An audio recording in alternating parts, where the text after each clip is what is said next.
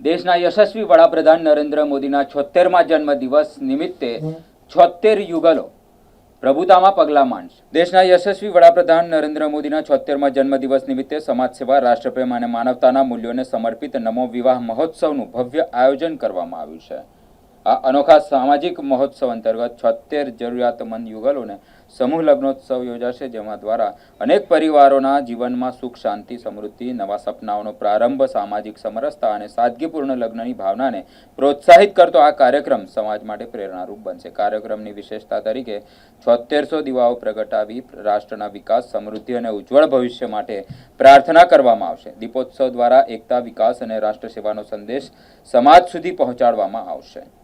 76 યુગલોના જીવનમાં ખુશીઓનો પ્રકાશ ફેલાવતો આ મહોત્સવ સમાજ સેવાનું અનોખું ઉદાહરણ સાબિત થશે। 76 યુગલોનું સુખી દાંપત્ય જીવન અને 7600 દીવાઓનો પ્રકાશ સમાજમાં સેવા, સરકાર, સંસ્કાર અને રાષ્ટ્રપ્રેમનો નવો સંદેશ ફેલાવશે।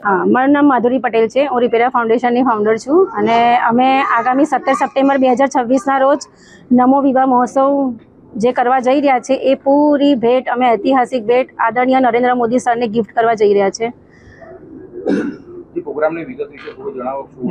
પ્રોગ્રામમાં એવું છે કે 76 કેજીની કેકથી કટિંગ શરૂઆત થશે। એમાં એમની અત્યાર સુધી જે બી એમને કાર્ય કર્યા છે એની થીમ આધારિત કેક છે। ડ્રોનથી અમે લોકો પંખોડીઓ વરસાવવાના છે। 7600 દીપ આરતી અમે રામ આરતી કરવાના છે।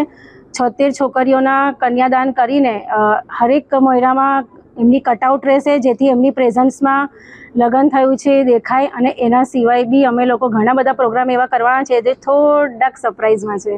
76 છોકરીઓ જે પસંદ કરવાના છે કયા સમાજની રહેશે અને કયા ક્રાઇટેરિયામાં? જે બી 76 દીકરીઓ છે ગુજરાત લેવલ્સમાં સર્વજ્ઞાતિ સમાજની રહેશે અને આર્થિક રીતે નબળી પરિસ્થિતિ હશે એવી જ રહેશે।